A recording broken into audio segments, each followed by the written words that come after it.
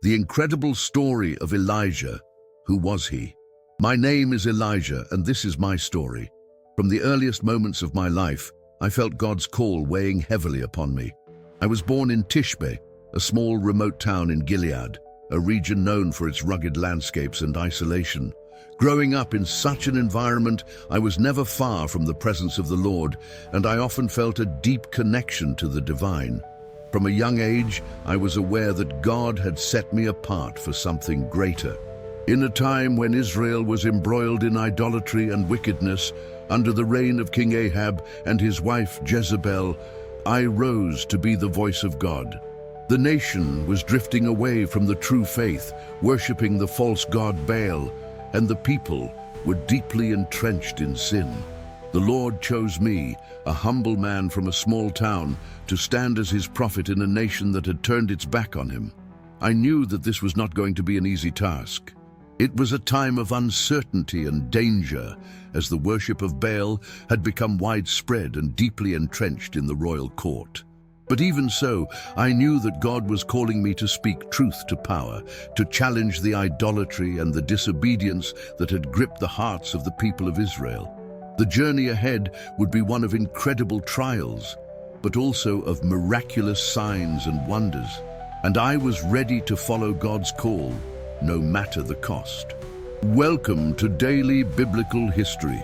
Today, we will explore an inspiring message to strengthen your faith and bring peace to your heart. Leave a like to support our channel and subscribe if you are not already subscribed, so you don't miss any of the motivational content we post here. When I first approached Ahab, the king of Israel, I did so with a clear sense of God's authority behind me. I stood before him unwavering in my resolve and declared, "As surely as the Lord, the God of Israel lives, whom I serve, in the coming years there will be neither dew nor rain on this land, except at my word." These words were not just a warning, they were a proclamation of judgment. In that moment, I knew that I was not merely speaking to a king, but to the entire nation of Israel. Ahab, who had led the people into a deep spiritual decline through his promotion of Baal worship, was now going to face the consequences of his actions. I did not hesitate, for I knew that the God who had sent me was greater than any earthly ruler.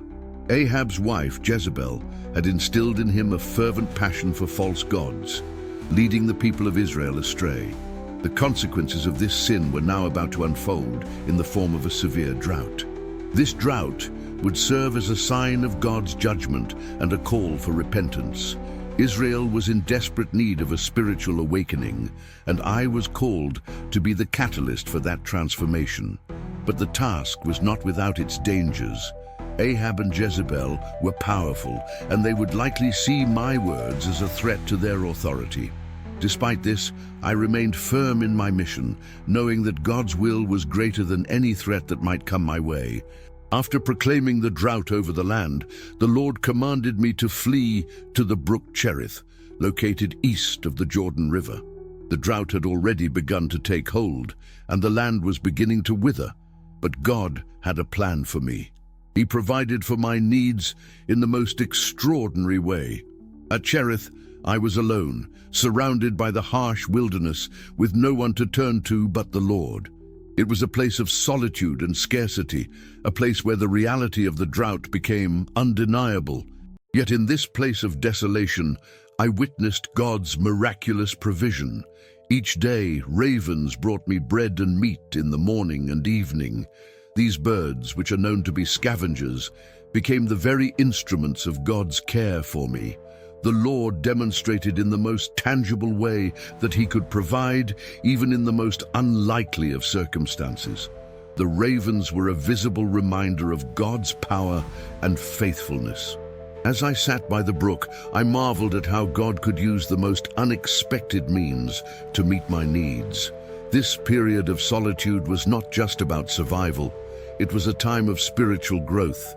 It was here, away from the distractions of the world, that I learned to trust in God completely. I had no control over my circumstances, but I was learning to lean entirely on his provision.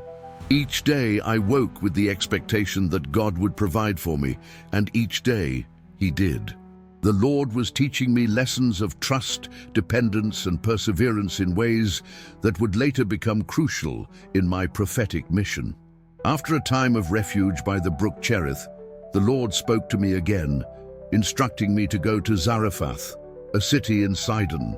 Sidon was a foreign land, and it seemed strange to me that the Lord would send me there, far from the familiar landscapes of Israel. Zarephath was a city filled with a diversity of cultures and customs, and the people there worshipped foreign gods. As I approached the city, I was struck by the contrast to the life I had known in Israel. The streets of Zarephath were narrow and lively, filled with merchants and travelers from various places. The air was rich with the sense of exotic spices, fresh fruit, and the sea.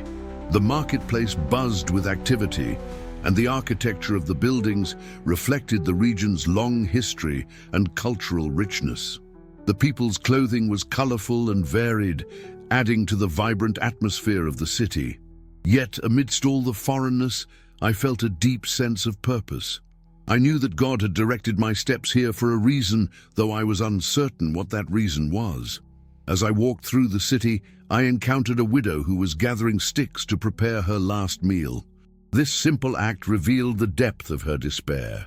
She had nothing left, and yet she was willing to share her final resources with me.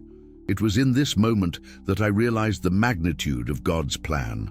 This widow, living in a foreign land, would be the one through whom God would work a miraculous provision. Her faith, though small, was enough to become the vessel through which God's power would be demonstrated. As I entered Zarephath, I was immediately struck by the stark contrast between this foreign city and the rugged terrain of Gilead, where I had grown up. The streets were narrow but alive with activity.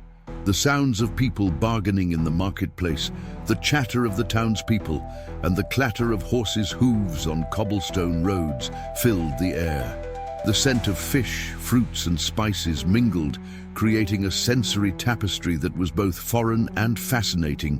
The architecture was also different from what I was used to in Israel. The buildings had a distinct style, with intricate carvings and designs that reflected the cultural diversity of the region. It was a place full of contrasts, vibrant, yet deeply affected by the famine that had spread across the land. As I made my way through the streets, I was led to a woman who was collecting sticks. She looked to be in a state of despair, her body weary from the ongoing drought and famine. This widow, who had been left alone after the death of her husband, was preparing to bake her last meal with the meager resources she had left. When I asked her for water and bread, she hesitated, explaining that she had only enough flour and oil for one final meal for herself and her son. Yet in that moment of scarcity, I saw the incredible depth of her faith. She agreed to share what little she had, and I promised her that God would provide. This simple act of trust would lead to an extraordinary miracle. Zarephath, a coastal town on the edge of the Mediterranean Sea, was a place of unexpected beauty. The salty breeze from the ocean carried the scent of the sea, mixing with the aromas of the bustling marketplace. The narrow cobblestone streets wound through the town, leading past whitewashed homes that gleamed under the bright sun. Fishermen, their nets filled with the fresh bounty of the sea, returned from their daily catch, adding to the lively rhythm of the town. The people of Zarephath were friendly and welcoming, their faces reflecting the struggles they had endured. I was struck by their hospitality, despite the harsh conditions they were facing. The widow I met there, however, stood out among the crowd. She was a woman of remarkable faith, even in the midst of her suffering. As she spoke of her hardships, I could sense the weight of her grief. She had lost her husband, and now her only son was in danger of dying from hunger. Yet, despite her dire circumstances, she did not lose hope. She offered me her last meal, trusting in the possibility of a miracle. It was this act of faith that would become the catalyst for the miraculous provision of God. Through her, I saw the deep well of God's grace and power. Her faith, small though it seemed, was enough for God to work through. It was a reminder that even in the most dire situations, God is faithful to provide for those who trust in Him. During my time with the widow in Zarephath, I witnessed her incredible faith. Even in the face of overwhelming adversity, the famine that had gripped the land had left her with only a handful of flour and a small amount of oil, and she had resigned herself to the fact that this would be her last meal. As she spoke of the trials she had endured since her husband's death, I could sense her fear for her son's future. She had no more resources, no hope left, only the strength to prepare one final meal before the inevitable. Yet, despite her dire circumstances, she did not hesitate when I asked her to first prepare a meal for me. In her poverty, she demonstrated a profound trust in God's provision. As she baked the bread, I knew that this was not just a simple act of kindness. It was an act of faith that would lead to a divine miracle. When her son fell ill and stopped breathing, I could see the terror in her eyes. She feared the loss of the last person she had left to love. In that moment of despair, I cried out to the Lord, asking for His intervention. I stretched myself out over the boy, praying for the breath of life to return to him. God answered my prayer, and the boy was restored to life. This miracle was not just for the widow and her son. It was a powerful testimony of God's love and faithfulness, a reminder that even in our darkest hours, God is present, working His miracles. After the miraculous restoration of the widow's son, I knew that my journey was far from over. The people of Israel were still in the grip of idolatry, and God had more for me to do. After the events in Zarephath, I received a command from the Lord to return to Israel and confront Ahab once more. This was not going to be an easy task, for Ahab had not repented. He was still consumed by the worship of Baal, and I knew that I was about to face great opposition. But I had learned to trust in God's provision, even when the road ahead seemed difficult. When I appeared before Ahab, I felt the weight of the moment. I was standing before the king who had led Israel astray, a king whose heart had become hardened. Yet I knew that this confrontation was necessary. The Lord had given me the authority to announce that rain was coming, signaling the end of the drought that had ravaged the land. But it was not just about the rain, it was about the hearts of the people turning back to God. As I prepared for this encounter, I prayed for boldness and clarity.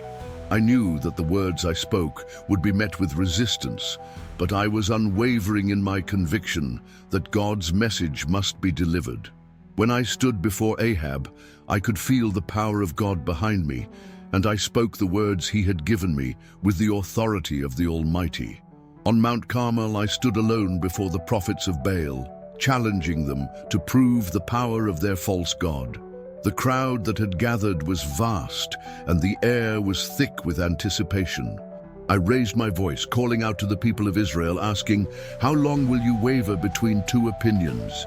If the Lord is God, follow Him, but if Baal is God, follow him." My words rang out, cutting through the tension, challenging the people to make a choice. The moment was filled with profound significance. The people of Israel had been divided, torn between the worship of the true God and the false idols of Baal. But this moment, on this mountain, was the moment of reckoning. I knew that the outcome of this contest would determine the future of Israel's faith. The altar of the Lord was prepared, and the sacrifice was ready. As I stood before the crowd, I felt the weight of history pressing down upon me. This was not just a battle between two gods. It was a battle for the hearts and souls of Israel. I knew that God would prove His power in a way that would leave no doubt in anyone's mind. The challenge was set, and the stage was ready for the ultimate revelation of God's sovereignty. The prophets of Baal began their frantic cries, calling upon their God to send fire upon their altar. But there was no answer. The hours passed, and their desperation grew. I stood quietly watching, waiting for the appointed time. My faith was steadfast, and I knew that God's timing would be perfect. When the prophets of Baal had exhausted themselves, I took my turn. With unshakable confidence, I commanded that 4 large jars of water be poured over the altar. This act of faith was not just about creating a spectacle, it was about showing that there was no trickery involved. The water drenched the altar, filling the trench around it, making it impossible for any human explanation to account for the coming miracle. As I stood before the soaked altar, I called upon the God of Israel, asking him to reveal his power to all who were watching. My prayer was simple but filled with deep conviction. O Lord, God of Abraham, Isaac, and Israel, let it be known today that you are God in Israel, and I am your servant. I knew that this was not just a challenge to the prophets of Baal. It was a moment of revelation for the people of Israel. The fire would fall, and the hearts of the people would be turned back to the one true God. And then, without warning, the fire of God fell from heaven. It was a sight that no one could have anticipated. The fire consumed the sacrifice, the wood, and even the water in the trench. The people watched in awe, their eyes wide with disbelief. The fire did not just consume the physical offering, it consumed their doubts, their fears, and their uncertainty. It was a clear and undeniable sign that the Lord, the God of Israel, is the one true God. As the flames burned, I could hear the people murmuring in astonishment, their hearts now open to the reality of God's power. This was not just a victory over the false prophets of Baal. It was a victory for the faithfulness of God, a demonstration of his unwavering commitment to his people. The people fell to their knees, acknowledging the truth of what they had just witnessed. The fire had not only burned the sacrifice, it had burned away the idols of their hearts. The moment was sacred, charged with the presence of the living God. I stood there, in awe of the miracle, knowing that the course of Israel's spiritual journey had just been forever altered. The God of Israel had revealed himself in undeniable power, and the people would never be the same. Where are you, Lord? Elisha. My father, Elisha. Are you enjoying the message? Share this video with someone who needs to hear this motivational word today. And leave your comment. We want to know how this message impacted your life.